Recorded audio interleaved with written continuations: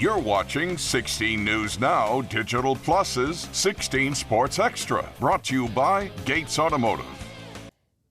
Hello.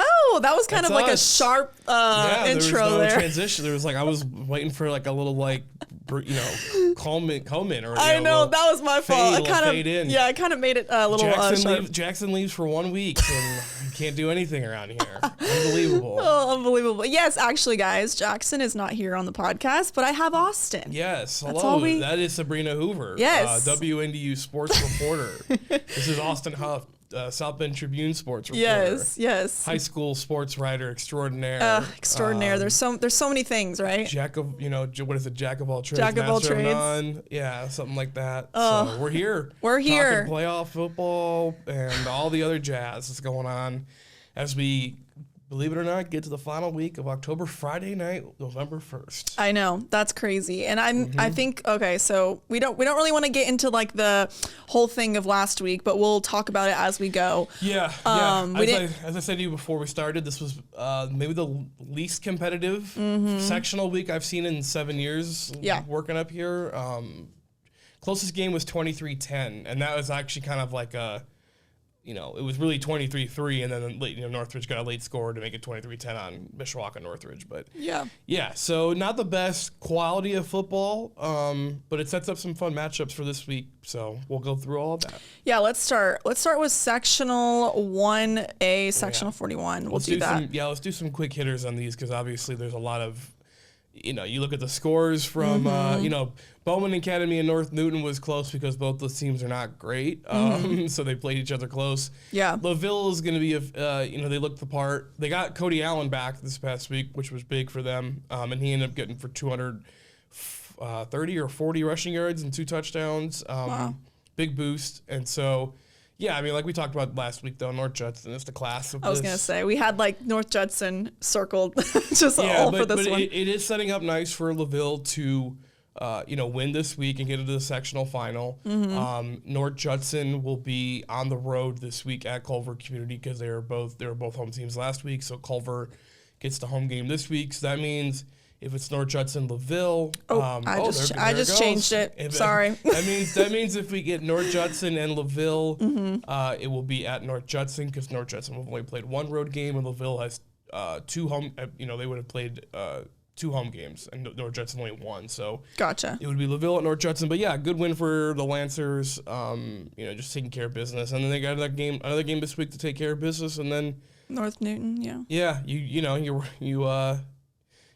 Yeah, tee the ball up against North Judson and see what happens. Yeah, so definitely. North Judson should probably win. They won 71-20 this past week. That'll probably be the similar score this week. Air quote fun note about the Culver South Central game. I saw this. Culver has now eliminated South Central the playoffs 4 straight years. Oh my gosh! This after South Central beat Culver in the regular season the last 2 seasons. So Culver, whatever adjustments they make against the Union Mills there, they works. So that's insane. And I feel like a lot of the games, whenever Jackson and I did our Friday night football show, a lot of them were by a lot of points.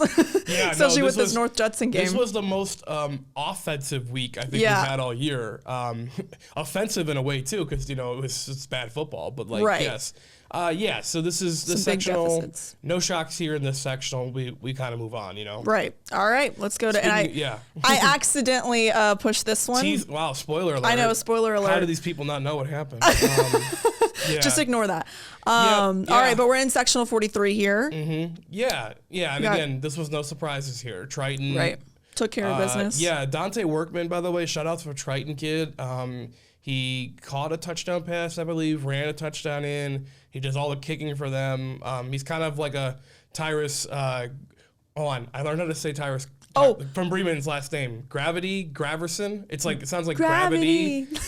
Gravity. Are we gonna sing again? I know, right? I know. Hey, Jackson's not here to stop us. I am not John Mayer, so I am not going to try to sing. Okay, that. So it's Graverson. Gravity. Graverson. Tyrus Graverson. I think I said that when we called highlights. So Tyrus. Yeah, Tyrus Graverson. Thank you to Marty Graverson for emailing me. Oh. Telling me, hey, I love your work. thank you for that. And but to help you with the podcast, it sounds like Gravity. Oh, they watch the podcast. Yes. Awesome. Yes. At least one person, other than my mom. Other than my mom, like we got 2 people at least watching. I love it. Well, thank you for correcting us because we were wondering. Gravity Graverson, because I always said Graverson. Yeah. It's not a grave. We're not ditch digging here. No, we're not. This is great Triton talk, by the way. Dante Workman. Yes. Dante Workman, though, he's kind of a Mr. Do-It-All for Triton. And now they get to host an 0-9 Southern Wells team, so you got to feel good about the Trojans' chances of making that sectional final there. Mm-hmm. And then, on the bottom half there, North Miami has looked really solid all year. Fremont, nice win, but North Miami is the favorite there. Mm-hmm. The game will be at Fremont, just based on how that worked out with Fremont being on the road last week. So if it is Triton, and if it's Triton in North Miami, the game will be at North Miami. And so North Miami beat Triton in week 9 of the regular season. So, kind of want to see that rematch. I think it'll be a fun game. Obviously, Triton going through a head coaching change in the final week of the year, right. Didn't help their cause, but, hopefully they've, made the proper adjustments and again, not really any surprises here. Obviously not super competitive games, and it should be Triton in North Miami next Friday night. And there's some interesting rematches, which we'll get to later on, but there's some I'm circling. There's some rematch. It's hard to you got to get through this week almost. For some of these games, obviously, but So that's Well, let's move on. We're speaking of gravity. Speaking of gravity, Class 2A sectional. Oh wait, Class 2A sectional 33. We got Bremen 61-0. Yeah. Are you surprised? No, Are there any? No.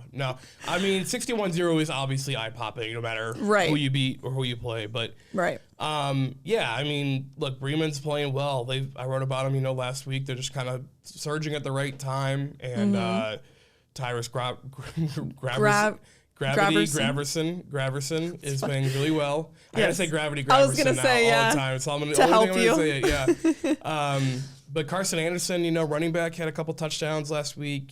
He's been really like an unsung hero kind of the offense with, Graverson missing some games, Silas Ladig, struggling at times, but he's still been really solid. They'll be at home, which is nice this week, and they should get, Rensselaer Central is going to be better than Lake Station, but it's a very winnable game for Bremen. Mm-hmm. And then the bottom half is actually it feels like it should be a fun game. I know Wheeler struggled a little bit with Boone Grove, but Andrean and Wheeler is a very intriguing game. Both teams have been really solid. Andrean, as we talked about, has all of the prestige, and they've competed for state championships in recent years, and they've got some really good athletes. So, that should be a fun one. Yeah, it cracked the Indy Stars top 20 sectional games of the week coming up list, which is kind of cool. You don't see many games from up here getting on that list. Yeah, so, definitely. So it should be a fun game. And I guess if you're a Bremen fan, you're kind of pulling for who are you pulling for in that game? Wheeler? Probably. I mean, no, because no matter what, Bremen's going to be on the road. Yeah. Because Andrean will have had only one home game, Bremen one home game, and Wheeler one home game, and whoever's in the bottom of the bracket gets the home game if it's all equal. Mm-hmm. So no matter what, Bremen, you got to go on the road, it looks like, for the sectional final. Mm-hmm. But just take care of business this week and, figure it out next week. So. Yeah. And I was going to say, like, what you said about Bremen getting that big win, just a big win against just Lake Station, but also a big win in general. Like, the fact that they held them to 0 points says a lot about Bremen, too. Yeah. The Lions they're solid right now. They're just playing really good football. Like, it's a coach cliche to be peaking at the right time, right? But this is a good team right now, and they're healthy, and they are peaking at the right time. So all systems go right now for Bremen. So you're going Wheeler, maybe? Well, I mean, if I'm going to pick Andrean. But, okay. It should be Bremen and Andrean, but I mean, I guess if it doesn't matter, you're going to play a good team no matter what. There. Yeah. Like, at Bremen, doesn't really matter who wins that game. You're going to play a good team no matter what, and you're going on the road. Yeah, that's true. So. All right, well, let's keep this train moving. Let's go Class 3. Choo-choo. Choo-choo. Yeah. Okay, well, this one's Class 3A, Sectional 25. Yes. Anything pop to you right here? Yeah. Well, Jimtown getting that big 37-7 win over Glenn. Think that's a big win for them, but they're going up against Mishawaka Marion, who we've talked about before, having ups and downs throughout the season. The fact that Mishawaka Marion had 35-6 victory, I mean, still, it's a big win for them. And I feel like maybe Marion could find their stride now here in the postseason and maybe make a statement going forward. Yeah, this is, if I were to, I'm actually going to be at this game on Friday night. This is the game I'm going to be covering. It's probably the game of the week as far as it feels like it's going to be the closest, most competitive game. There's obviously a couple other games on the schedule that are very good and competitive that we'll get onto in a little bit. But, this is, Marion team that, we talk about the quality of their losses. Yeah. They've beaten their 5 wins. They're also against teams that are not super great. So, in theory, right, they've kind of beaten everyone they're supposed to beat. They've lost everyone they're supposed to lose to, but they've played well in the losses. So, Jimtown, great story again. I've said that before, but Ty Zartman, I gotta give a shout out to Ty Zartman from Jimtown. 3 straight games with more than 270 yards rushing in each game. That's crazy. Insane. We keep on nominating him for Football Player of the Week because it's he had 290 and a touchdown this week. How do I deny that? Yeah, yeah. How can he not be in the conversation? I actually wrote in our poll, I was like, this is not a copy and paste. He's legitimately just doing this every week. And that's crazy. Tell you what, if he has another big game like that, the Jimtown will probably win the game on Friday night. So it's going to be... That's probably the key. Can you slow down Jimtown's rushing attack and specifically Ty Zartman? Because, that's going to be the biggest thing for the Marion defense is doing that. So yeah, and I think we've seen little successful strides for Marion, with Brian Osmond finding his stride here and there, having good games here and there. I feel like offensively, if they can put things together like they have in some games, it's like in some games you see them reach their full potential, but then in others, just like you said, they're not doing the best that they can. So I feel like if they can get that offense rolling, I don't know, I might be seeing Marion winning this one. Yeah, it's going to be a great game. I mean, again, it's can Marion, the only other team that Marion kind of played on their schedule that was their equal, I would say, is St. Joe, and they beat St. Joe 27-0. Right. Now, obviously, that's a different game that was 2 months ago, but almost at this point. And Jimtown's a different opponent than what, St. Joe is going to do to them offensively, at least. So... yeah, it could go either way. And, if Osmond and Braxton Brooks both have big games for Marion, then, the Knights are going to win. I think being at home will help a little bit for their cause. And, I mentioned this a couple weeks ago, or maybe it was last week, about, the boogeyman, basically, right? For Jimtown, 3 years in a row, they lost to Marion in a sectional championship game. Right. And I know those players didn't play in those games, that was before their time, but it was still relatively recent enough to where, Michael Davidson, the Marion coach, couldn't, talk about it. Hey guys, we don't lose Jimtown, it probably helps that Jimtown is a new head coach and Cody Vincent, so he can't even think about that, the demons, for lack of a better term. But, this should be a great game. Bob Oltolsky Field, I believe that's what's called. Yeah. Jackson Bob tried to challenge me, or not Bob, Jackson tried to challenge me on if I can name all the area football stadiums. So I believe this is Bob Oltolsky Field. Nice. So yeah. Nice name for that. Yeah. And then we got Knox. Yeah. And the bottom half is a nice game, but I gotta favor Knox. I know Griffith won big, and so did Knox. So it feels like Knox should win that game. The game will be at Knox. And again, it doesn't really matter who wins Jimtown Marion. They're going to be on the road, it looks like, next week. Unless Griffith pulls the upset. Yeah. No, because the game's at Knox. So, yeah, no matter what, Jimtown or Marion are on the road next week. Gotcha. Because Knox, on the bottom half, with one home game, would earn it against Jimtown or Marion. And then Griffith, on the bottom half, with only one home game, would also earn it over Jimtown and Marion. So yeah, I'm hoping to see Knox pull that one out, but yeah, we'll see. Excuse me. They're good. They're a good team. And so... Knox Marion, Knox Jimtown, those are really good games no matter what we get. And again, Griffith still has a chance. It's not like it's a massive underdog there, but it feels like Knox will be there, and then whoever survives Jimtown Marion will be awaiting them. I was going to say 2 really good games coming up in that sectional for sure. Yeah. All right, let's go to Class 3A Sectional 26. We got Tippy Valley. Yeah, Lakeland. We got two teams put up 50 plus. Yeah. And Fairfield got to 48, and West Olba got to 42.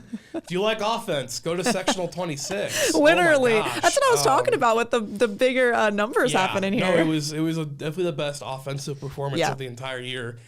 Fairfield, good for them, man. We talked about that last week. Where like in their losses, they've scored like a combined 25 points. In their wins, they average like 45. Like they've hit 40 in every win, and if they don't win, they score like 10 or less. It's crazy, the dichotomy. Yeah. They were shut out, I believe, by West Oble earlier this year. So or it was a comfortable win for West Oble at least. So. Yeah, this is another sectional where it feels like it should be West Noble and Garrett, but I mean Garrett Tippy Valley is a really fun game. It's going to be at Tippy Valley. Tippy Valley. We talked about how they got kind of bummed in a nice way with the sectional draw the last couple of years, having to go to play indie schools like Chatard and all those down there. So it's kind of comforting that they actually are in a sectional where teams that are a little closer to A, geographically, and B, their skill level. So, that's the big home game for them. Again, but they've kind of struggled against teams that, are their similar skill level this year. So, or we think of their similar skill level at least. So it's kind of not say a prove it game for Tippy Valley, but hey, show us that you can really contend here in the 3A, postseason and not just beat up, like on Woodland. Right. So, because what's it called? Their last game of the season was that loss to Bremen, obviously. Right. So yeah. So and Garrett's a really good. They're 10-0. Garrett's 10-0. It's hard again not to think about a Garrett West Noble final here. West Noble's playing really, really good football right now. So it's a good game. It should be a fun. The Garrett Tippy Valley game will be fun. Fairfield, we'll see. It depends again. Which will the real Fairfield please stand up? Like it really feels like that. I was gonna say because there's so many teams that I feel like are still finding their identity. You know what I mean? I think we talked about that last week. Yeah, Fairfield doesn't know what they are. I mean, when they show up and when they score, if they literally score 2 or more touchdowns, they win. Can they score 2 or more touchdowns? So also shout out to West Noble's Seth Pruitt. He broke the single season rushing record for West Noble. Wow. 1,600 yards now, which is crazy because I watched his older brother, Brandon, I think set the original mark in 2019 when that team was really good. So, wow. The Pruitt family, little brother getting up on big brother there. So, I mean, it's impressive. But, it's... If we're making picks here, I'm going to probably go West Noble and I'm going to go Garrett just because, these are two, it feels like they're on a collision course. They played in the regular season. It's West Noble's only loss was to Garrett. This feels like it should be it'd be kind of cool to see West Noble and Garrett, I think in the final. But if I had to pick, which underdog has a better chance, Tippy Valley has a better chance to win. You think so? Yeah. Than Fairfield.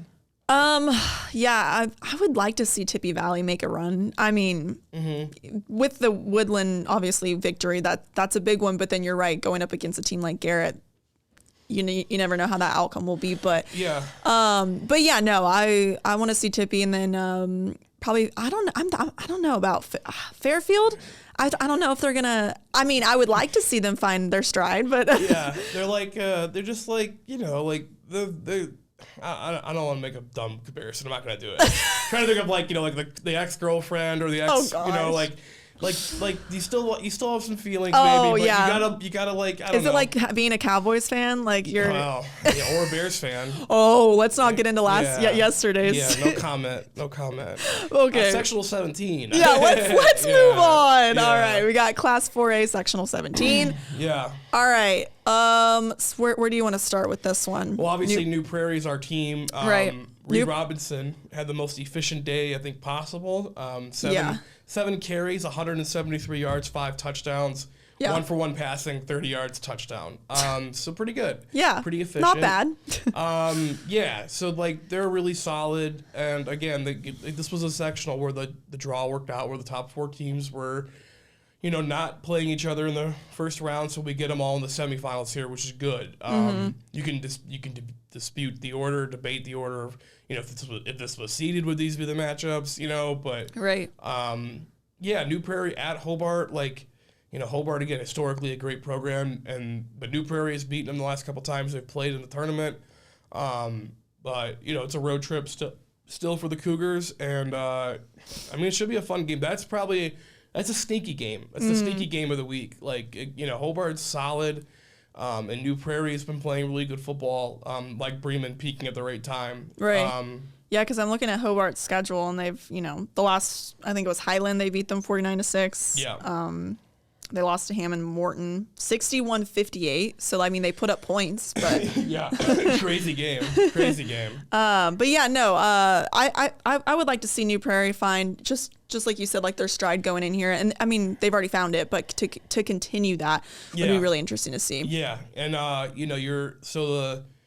if the chalk holds, air quote, it should be New Prairie hosting Hanover Central for the sectional championship. Gotcha. Next Friday. But yeah, it's just hard to when you got 4 teams that are all kind of close enough to where anything could happen. Yeah. There's not a definitive, yes, Hanover and Central, if we were to do the mythical betting lines of, these games, right? Hanover Central and New Prairie would probably be, favorites by, a field goal, maybe a touchdown. But, you still can't rule out Hobart and Kankakee Valley getting wins here. Kankakee Valley almost beat New Prairie in the sectional last year. I know it's, different teams, different year. But, KV took New Prairie to overtime in the sectional semifinal when no one saw that coming. So, wow. Anything can happen, anything can happen here. And, but, obviously giving New Prairie is in our coverage area. I heard a noise. I thought I heard a knock too. Yeah. It's a ghost. Yeah. It's Halloween season, or it's almost Halloween. Spooky season. Spooky, sorry. What did I say? Halloween season? It's fine. It's the same thing. Halloween is in a couple of days. Spooky season. Spooky. SZN season. I know. Yeah. Okay. Yeah. So I like New Prairie. I like Hanover Central, and that game will be over at Amzie Miller Field. Ooh, there you go. You know all of them. Yeah. So. Oh, I love it. All right, let's keep this train moving. Another choo-choo? All right, another choo-choo. All right, here we go. Class 4A, Sectional 18. Take a look at that Mishawaka Northridge score, folks. That was the closest game we saw all week. Let me... in Indiana, at least. Yeah, I'll start on this one because I was there with the Mishawaka Northridge game. I'm not going to lie. When Northridge came out with, it was they stopped him on 3rd down. I think they actually got a fumble. Oh no, it was I think it was a error on the punt return on the muff punt. Yeah. And when Northridge got the ball, and I think they only settled for a field goal on that drive, but still, it was back-to-back big plays by Northridge, and I was like, all right, Mishawaka, you guys are. I wasn't losing hope, but I was like, all right, this is interesting. This is going to be interesting to see how this game goes. And then obviously Mishawaka's offense just woke up, and Landon Snyder had a great day. His brother had a great day as well. Jackson Snyder. So it was a close game. Northridge has been close in every single game, it seems like, in the regular season. So they are a good team, and that was a good matchup against Mishawaka. And for them to start out fast defensively was big. But again, it's hard to beat. Yes, they lost to them earlier in the regular season, but Mishawaka is just so effective with that triple option offense, and they have so many explosive plays that if you get behind early, it's hard to come back. Yeah, and when you've got 4 or 5 different options on offense, with you didn't even mention Caden Smith and Caden O'Neill, and along with the 2 Snyder brothers, Snyder and Snyder Law Firm or whatever, and then on defense too, Xavier Juarez had 11 tackles, 2 sacks. He deflected a pass that led to an interception. Yeah, gave Mishawaka a short field. They just were opportunistic throughout the game. And I was sweating it a little bit because I sat here last week and said Mishawaka's our best chance to go to state, and then they were down 3-0, and I'm like, oh god, here we this is the ultimate curse. But it felt like it felt like Northridge could have gone up by like 2 touchdowns at one point, and I was like, all right. Yeah. So now you get you get an interesting rematch with Plymouth, right? That game was close. Last week, me and Jackson said it. He was like, I want to see that rematch, and he got it. So yeah, for 2.5 quarters, Plymouth played Mishawaka close in the Princess City. So I'm intrigued. What's going to happen at Steel Stadium? I was gonna say, no, literally, and like Plymouth. I mean, I think we talked about last week being like, is it a little frightening that their defense hadn't been playing the best? Yeah, did they make a business decision? Maybe like trying to.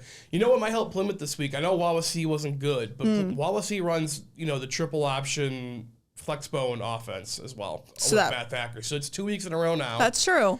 Full-on practice against it, and obviously they saw it in week 8 as well. So you see it week 8, week 10, week 11 now. Does that help your cause a little bit? True. So look, I still think it's going to take a big effort to beat Mishawaka. Because they're just playing so well right now. Yeah. And but yeah, I mean, that's a good game. That's another good game, man. There's some good games this week. That's definitely on the list. Definitely. Probably in the top 5 if we were to do a power ranking of the best games this week. That is definitely in the top 5, along with the other semifinal. And before, you're going to steal my transition away from me? I was about to say, before we get... Come on. But I was going to say, for the Plymouth and Mishawaka game, if Mishawaka beats Plymouth again, say they do, I know you've already talked about this Mishawaka team being a team that can go far, but does that really prove this team is the real deal? It solidifies everything. Yeah. Whoever wins that game up top will be the favorite in the final on next Friday. They will be the favorite because it would be a great win for regardless of who wins that game. And so I give Plymouth, all the chance in the world. It's not, Mishawaka's going to run away with this. Oh, yeah. I would be surprised actually if it was 34-10 again. I think it's going to be closer. Just because Plymouth was in that game, if they clean up the mistakes. Now, granted, Mishawaka also is forcing you to make those mistakes, right? It's not like Plymouth. It wasn't, they just fumbled a bad snap and Mishawaka fell on it. There were interceptions and things like that. So, you got to clean up the mistakes, but Mishawaka is so solid where, if you do make even one mistake, they will make you, pay for that. They will capitalize on that for sure. Yeah. All right. Well, let's transition to the South Bend St. Joe game. South Bend Riley. Yeah, I was there. 35-0. I mean, South Bend Riley could have been worse. Probably. Yeah. St. Joe fumbled on their first possession. They were driving down the field and fumbled. Riley gave everything they could, man. Their defense did what they could, but it just, St. Joe threw a 77-yard touchdown pass in the first quarter. They threw an 87-yard one in the third quarter that kind of really ended the game. The Riley offense finally started figuring things out a little bit late second quarter, third quarter, but St. Joe's defense was able to stop their momentum just in time, kind of goal line stands, type of thing, and get the pressure when they needed to. So, it was it was an all around just solid win for St. Joe. It wasn't super flashy. The 2 big plays stand out, but they ran the ball. Franco Biffle was just running through people. It was an impressive running performance there.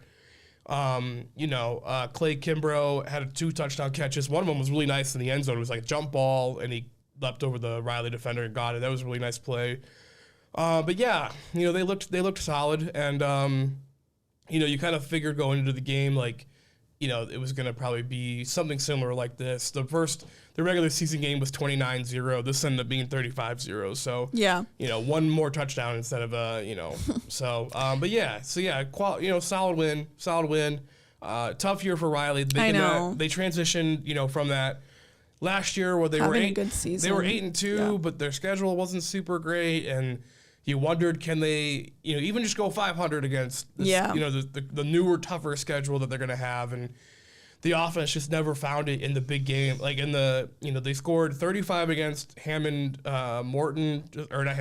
Central to start the season, and they scored 27 against Washington in their win against Washington. And then in the other 7 games that they lost, they scored a combined like 22 points. So like they never found it in the bigger opponents and games, and it's unfortunate, but talking to Darkley after the game, he said, we're gonna have to change what we do in the offseason and make sure this doesn't happen again. And so, hopefully, they got some nice skill players. They got these, some decent athletes on the team. It's just a matter of can they put it all together consistently and avoid the self-inflicted wounds. So and I mean South Bend St. Joe, I think they've had like a few shutouts now, especially with that. I think it's 4 now this year. Yeah. So I think seeing their Riley twice, obviously Washington and then New Prairie. Yeah, which that one was a big one. But seeing how effective their defense has or can be, but has been is really interesting to see that it's kind of carried over into the postseason. They have 2 really good pass rushers. Kobe Ado is a beast up front, and so is Luke Short.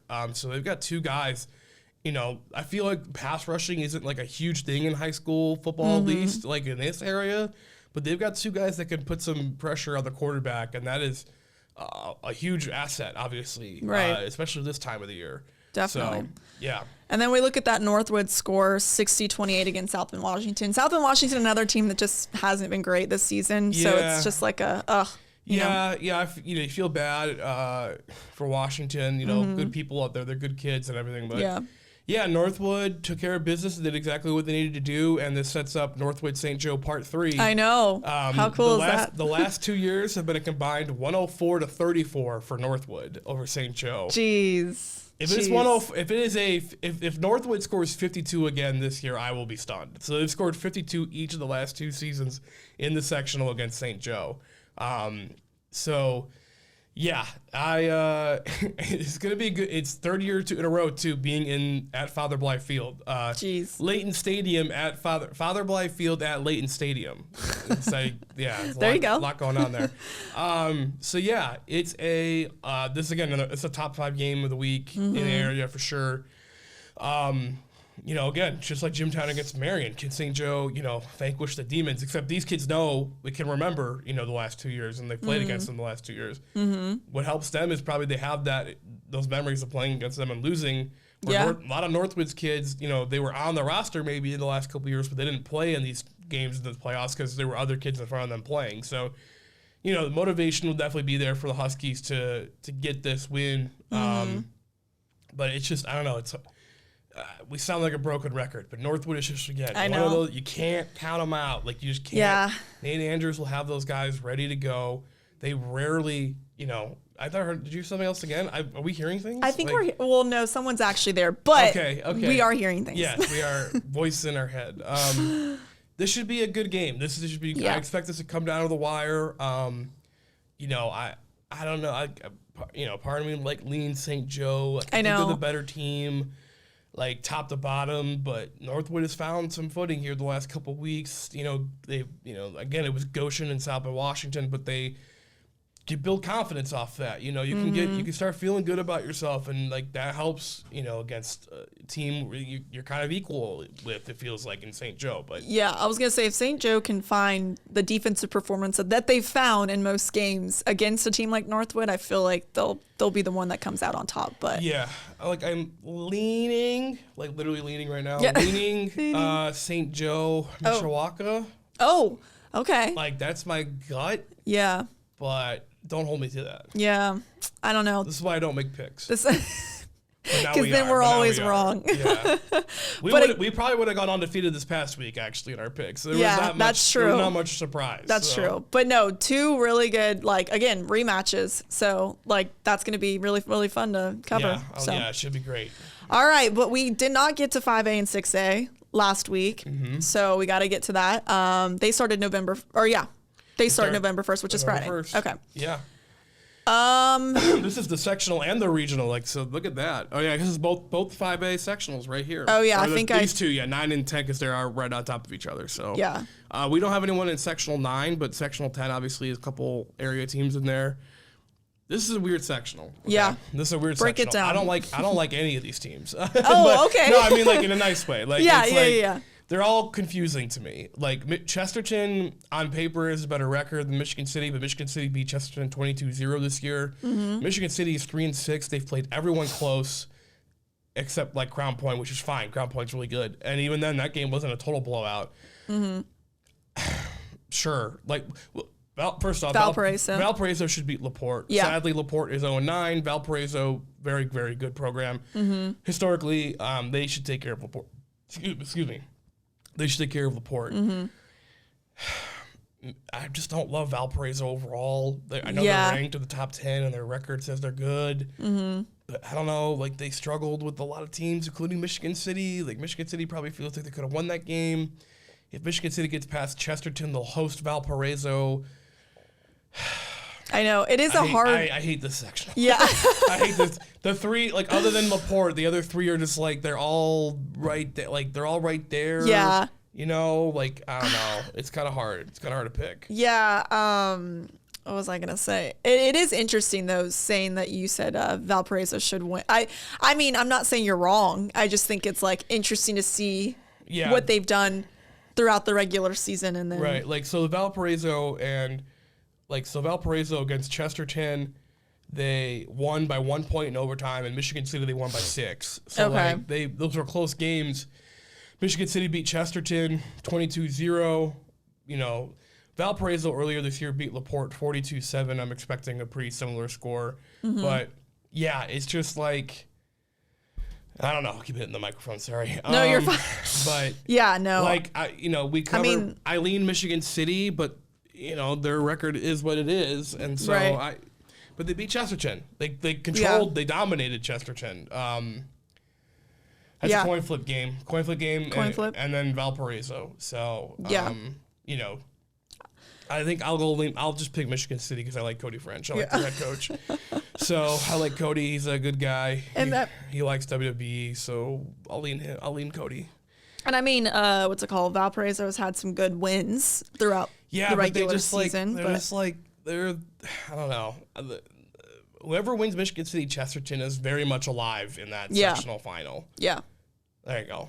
That's my analysis. We got that. Yeah. All right. Well, tell me if I'm missing anything, but this is Class 5A Sectional 11. And 12, because we have South Bend 12, yeah. And we have South Bend Adams chilling there in Sectional 12. Let's just take care of that quickly. Okay. Tough. Good news, Adams does not have to drive. Yes. Bad news, you're playing the number 3 team, and they're 9-0, and they're really good. Yeah. So there's that. Look, Adams got the 2 wins, right? They beat Riley, they beat Washington, the public school city champs. But now they got a big test. It would be a miracle, to me, if they won. Yeah. I mean, it's no disrespect to what Adams, I like Frank Archescu, their head coach. They're trying to build it back up there. They've got a lot of young guys, a lot of sophomores, juniors playing, so you got to be patient with that. This is going to be probably another tough learning lesson, for the Eagles against a really, really good Lafayette Jeff team. So, yeah. And then in the top half of the draw, Warsaw should take care of Goshen. And then another, top 5 game of the week, Concord undefeated. But they go against, 5-4?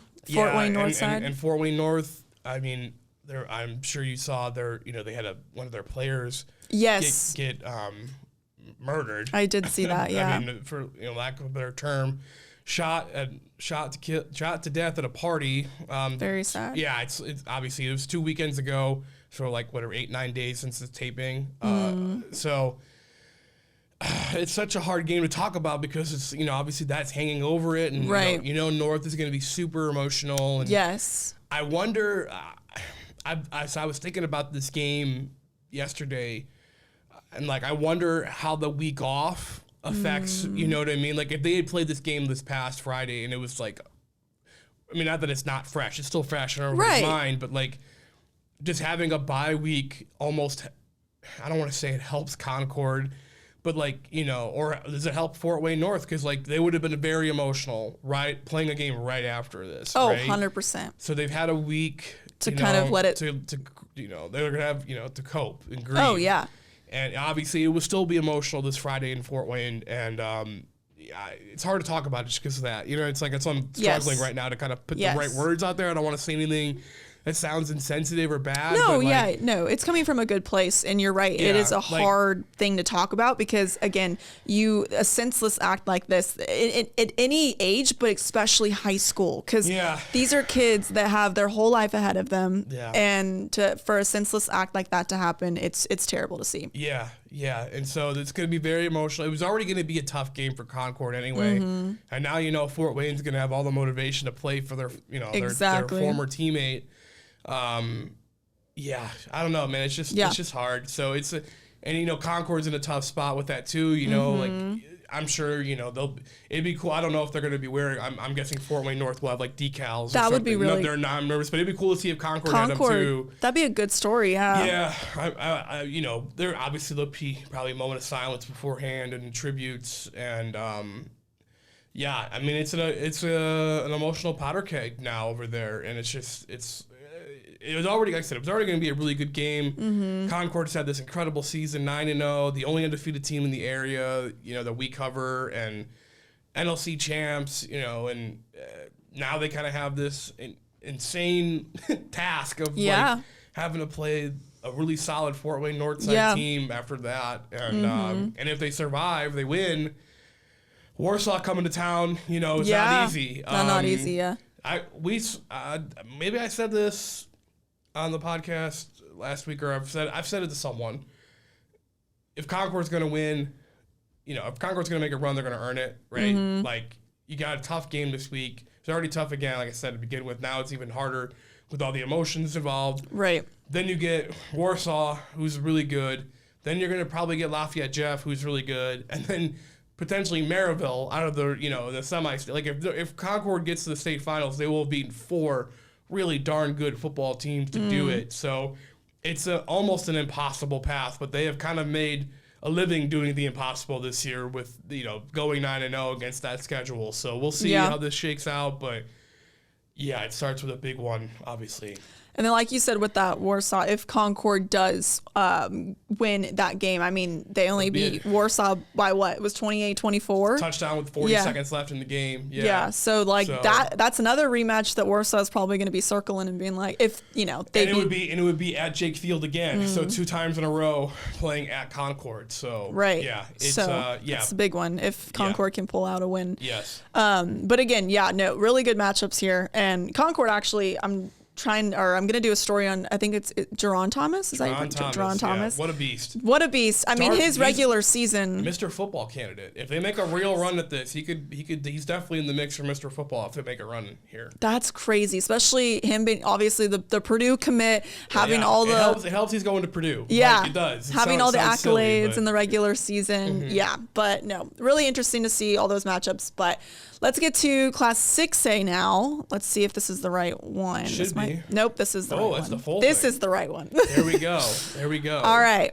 Yeah, so... Where do we start? We want to start with Crown Point? We'll start at the top. Crown Point should beat Portage.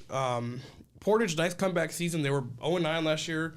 They played some good football. They beat Northwood this year. That was kind of one of those early upsets week 2 that we were like, what? But Portage has been... okay, but Crown Point is number 1 team in 6A or number 2 team in 6A for a reason. They're very good. And then Penn, here we are. Lake Central is a winnable game too. Like it should be Penn and Crown Point. Obviously, anything could happen. But if I were a betting man, which I am not, I'm gonna go Penn and Crown Point, and then it's the same questions we've had for Penn all year. Can they beat a team, like a 6A team like that? Beat a big boy. Because they struggled against Mishawaka, they struggled against Elkhart. They're going to get the ultimate test. It'll be at home against Crown Point, which will help their cause, but, it's a big test. So no, I agree. And I feel like with Penn, like we've seen, with that Penn Elkhart game, obviously for homecoming, that one was a huge just disappointment, I guess you could say. Yeah. I mean, Elkhart's good, and so is Penn, but I'm just thinking like, okay, if Penn can put the pieces together, especially in the postseason, then it'll be interesting to see how they continue. Yeah. And then the bottom half there, yeah. Carroll will take care of Fort Wayne Northrop. I'm not concerned about that. Elkhart, Fort Wayne Snyder, maybe the game of the week in the area. Feels like we say that a lot. Yeah. No, I mean, like. There's a lot of them. If we're going to pick the 5 games this week that are the best 5 games in the area, Elkhart, Fort Wayne Snyder, Plymouth and Mishawaka, St. Joe and Northwood, Jimtown and Marion, and Concord and Fort Wayne Northside. Those are the top five that are probably the 5 best games on the schedule this week. Those should be the closest ones, the most competitive games. Honorable mention maybe Michigan City, Chesterton. That should be a close game too. But those are the 5 we're looking at, in my opinion, that are going to be really, really good. Elkhart has only played one 6A team, and that was Penn, and they beat them 7-3. Yeah. Other than that, they beat up a lot of 4A teams, right, in the conference. St. Joe and Riley and Marion's a 3A team, and Adams is a 5A school. But the only other real good team that they played that was kind of equal to their size was Concord. They didn't have Novell Miller, they didn't have Carmine Orozco, but they lost by 1 week 1. Snyder is the defending 5A state champs. They have a Notre Dame commit on their roster for football and baseball. Wow. So, yeah, this is a test. This is like, is Elkhart for real moment, And if they win this game, well, congratulations, you get Fort Wayne Carroll next week. Like, if they, again, just like Concord, if Elkhart makes a real run here, they're going to have to go through Fort Wayne Snyder, Fort Wayne Carroll, and then likely Crown Point. It's like, they're going to earn it. Like, and then you get to play an indie school in semi-state. So, So, yeah. Well, with Elkhart, too, I think when they beat St. Joe, because I was at that game, and whenever I was listening to Trayvon Curry's just speech to the players, he was saying, like, we cannot be a second half team against really good teams because St. Joe, like, they came back and, Elkhart put on the brakes a little bit, and then they found their speed later on in the second half. But I feel like he's right. Like, they need to be a full game team, and it's going to be interesting to see if they can do that. You can't start slow against Snyder. You can't start slow. Can't start snow. That's probably next week. I'm sure. Oh no! Sure, it's in Matt's forecast for next week, going our weather fluctuations. Yeah, seriously. You can't start slow against Snyder or Carroll or any of the teams you play from here on out. You cannot have a bad start, otherwise you're done pretty much. Yeah. And it's hard to come back from. But yeah, okay, so now that we got those all wrapped up, do we want to go over some Michigan pairings? Yeah, we got the Michigan draw that came out Sunday night. So, or Sunday afternoon, evening. It was like at 4:30. Yeah. Yeah. So congratulations to Niles. They won the Wolverine Conference Championship. And your reward for beating Paw Paw in Week 9 is to play Paw Paw again in Week 10. Yay! So, yay! So Niles, were you like shocked about that win, or was it? No, actually, I wasn't, because Niles did it. Niles got him last year too. I mean, I was a little. Niles, for some reason, and now I'm probably jinxing him, but Niles has had Paw Paw's number the last couple of years. Yeah. So congratulations to Paw Paw for winning the sectional or the district game this week. But yeah, no, Niles is kind of like, Niles beat Paw Paw in Week 9 last year for the conference title, and then they beat him in the district championship game. Okay. 2 weeks later. Yeah. So like, it's just kind of funny that they get to play him again, like, right away, back-to-back weeks. Right. And then honestly, like, it's Niles kind of got the short end of the stick a little bit with the draw, because the other semifinal game there is Edwardsburg going to Battle Creek, Harper Creek, and so how the Misha does it, Misha, you get rewarded for being a good team, So if Niles wins, they're gonna have to go to Battle Creek. Oh yeah. To play, I think Battle Creek's 8-1. Just like Niles, Edwardsburg is solid. Edwardsburg's played fine, but they've kind of struggled against some of the better teams on their schedule. They, at least not getting wins against them. But yeah, so it's a tough draw for Edwardsburg, and then if it's Niles and Harper Creek, like that's a brutal. Like, Niles got to go on the road, to play that. So it's not the greatest for Niles overall, and honestly, it's a tough play the same team twice. Oh yeah. Especially because Niles is, it's hard to get 14 to 18-year-old kids to be like, hey, we just beat these guys 21-0. Like, who cares? Like, we can do it again. Whatever. We'll do, But then that's how you lose focus, and that's how Paw Paw maybe comes sneaks. in. Yeah. And I think Jackson did this story actually with Niles this past week. I know, it was kind of cool. The triple option offense, and I thought that was really cool. Paw Paw should have taken notes. Yeah, they should have been watching our game day show. Maybe they'll watch it this week, and Oh yeah, I shouldn't have said anything. I'm just kidding. All those Paw Paw people we have listening. I know. So many.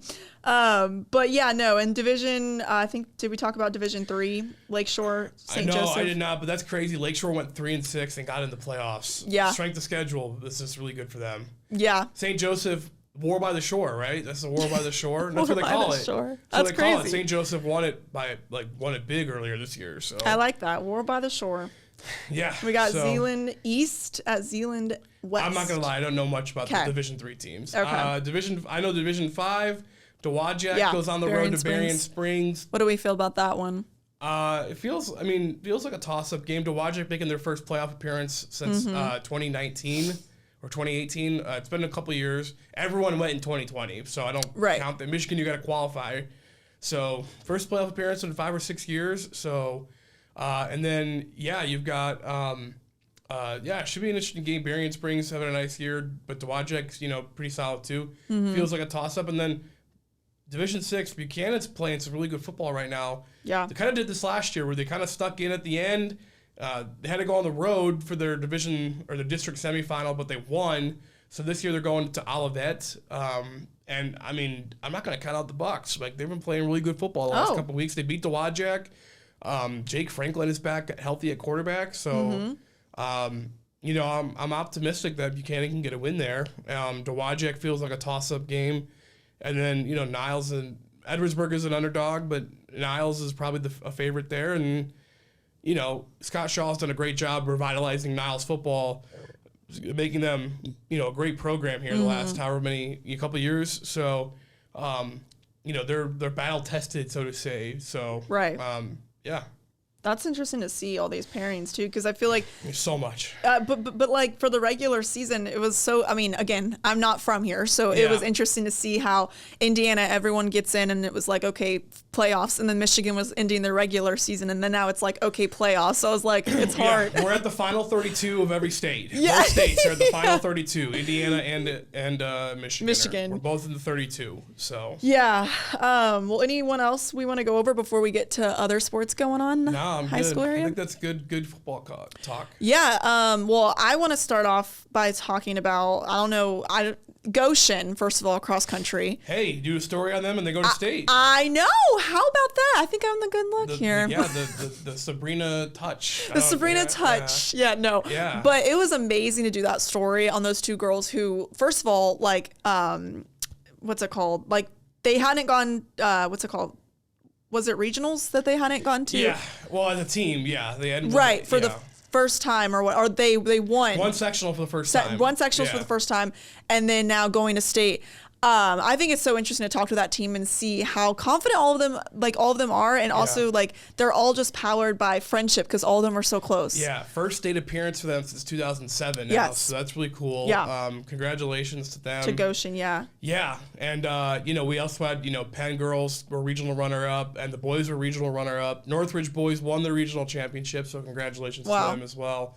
You saw Liam Bauschke from Mishawaka get down to state, second place individually. Couple of the Elkhart kids are going. It's it was a pretty successful day, all things considered, for cross country out there at the regional. So a lot of South Bend area representation going to Terre Haute this weekend. The Laverne Gibson Championship course down in Terre Haute. It's a great course. It's a great championship racing setup. I'm intrigued to see, if this kid from Westview, Noah Bontrager, won the regional, beat Liam Bauschke by about, 10, 15 seconds. Mm-hmm.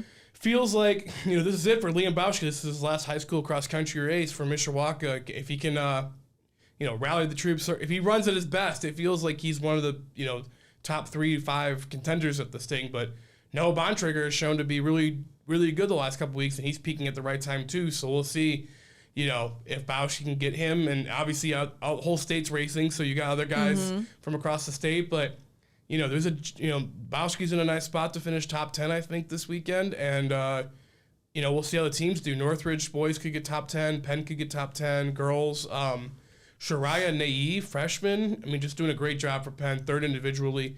The top 7 finishers, girls finishers at the regional were all freshmen or sophomores, which is crazy. So that is crazy. A lot of young talent in this region of the state that is coming up in the girls cross country scene. It's going to be really competitive the next couple of years. Yeah, and real quick about the circling back to Goshen, the runner Cassandra Ortega, she hadn't ran cross country since I think it was freshman year. She was running track, and then her friend was like, "You should join cross country. You would be good at it." And she didn't even know it was a sport. She was like, "Oh, okay, I'll do it."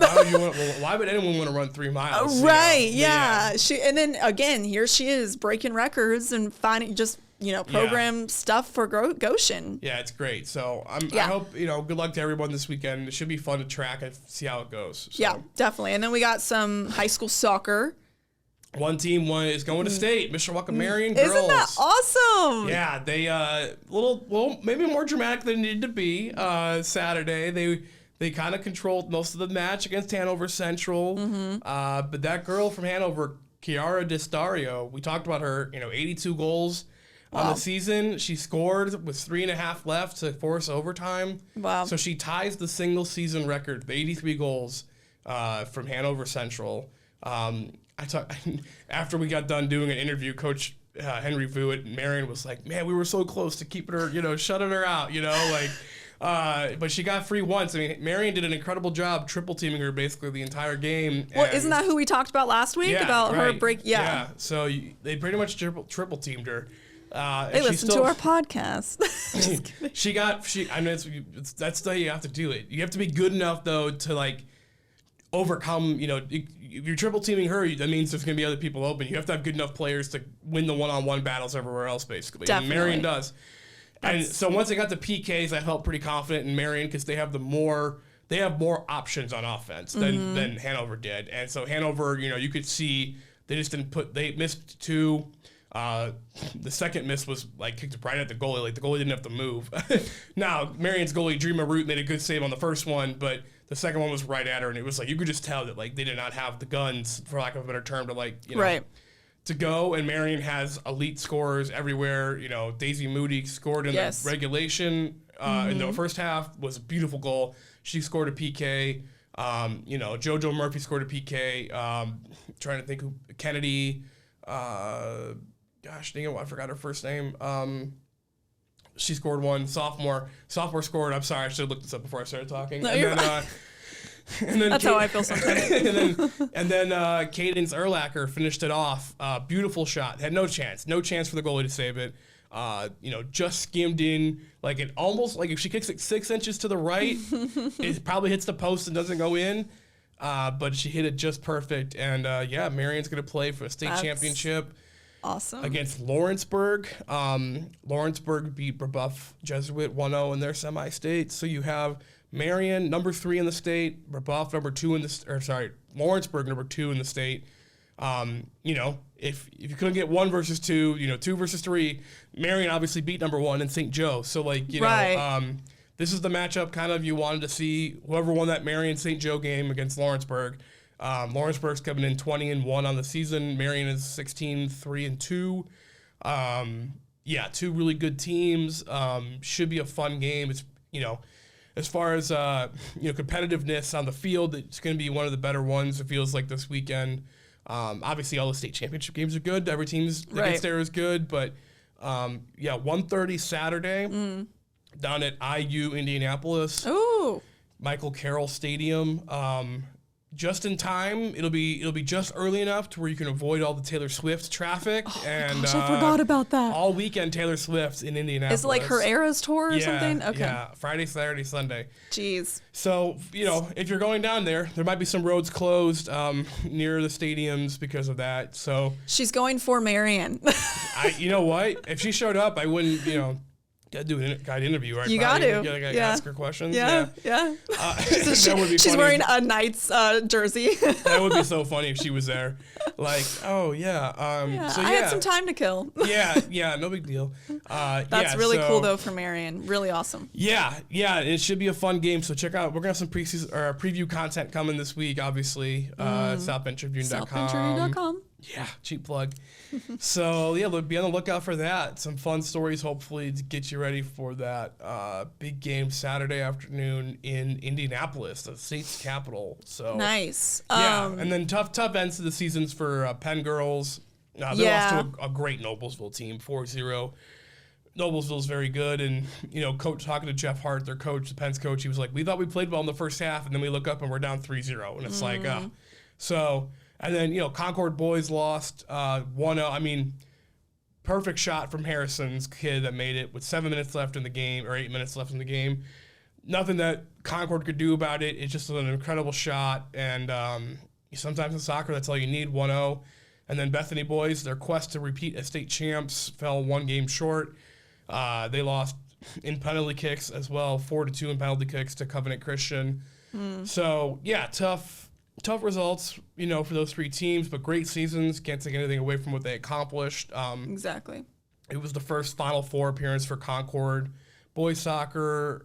Penn girls hadn't been there in a couple of years, so that was nice to see them get there. Bethany, obviously, 2 years in a row now, state champs and semi-state, really just awesome run for them the last 2 seasons. So, a historic, run for the Bruins there. So, yeah, just tough way to end it. It's just a tough way to go out. So, and then I think we have high school volleyball, and then 3 teams left in volleyball. We'll start with the biggest surprise. Jimtown never had won a sectional before, and now they've won a sectional and a regional. So they're in 2A, Class 2A. They're 15-16 on the season, so they're still under 500, which is crazy. But they will be going down to Delta High School in Muncie to play their semi-state. Woodland in their semifinal match. So it's a tough match, but the bottom half of that draw is the tougher game of the two. It's Western Boone and Southwood. Southwood is 32-0, 33-0. Western Boone's 23-5. So it's a more manageable semifinal matchup for Jimtown if they win, but the final, the other semifinal is the favorite in that sectional, or that semi-state, sorry. And then Northwood keeps rolling. Really competitive 4 sets win over New Prairie. This is a great region or semi-state. Northwood Newcastle is a good matchup. Northwood is probably the slight favorite. Northwood will have a pseudo home court advantage. They're playing it at Plymouth, and so Newcastle has to come 2.5 hours to play. Saturday. The other regional, or gosh dang it, it's hard to keep track of everything. The other semi-state semifinal is Angola and Hammond Bishop Knoll. That is a really good matchup. But all 4 of those teams there are really good. So Plymouth, if you're gonna that's gonna be some really good volleyball at Plymouth, because 2 really good morning matches. If you're a fan in the area and you want to go make the short trip down to Plymouth, I would recommend going to see that. Angola, like I said, Angola and Bishop Knoll will be a great semifinal match. Northwood and Newcastle should be really good, and then the final, no matter who's left, will be fantastic. Yeah. And then Penn in 4A, they were down 2-0. They looked lifeless against Chesterton, and they rallied to win the final 3 sets and go to semi-state. Congrats to the Kingsmen. They're 25-5. That's cool.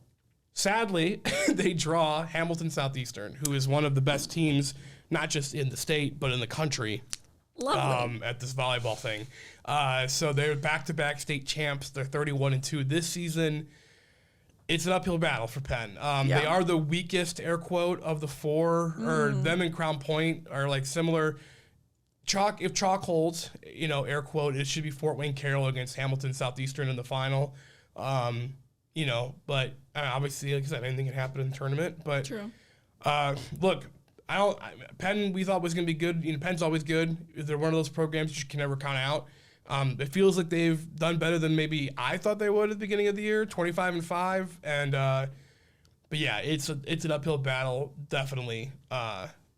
Saturday against Hamilton Southeastern. That is being played at Huntington North High School, kind of near Fort Wayne area. So nice. Huntington is where the pork tenderloin sandwich was born. The fact that you know that.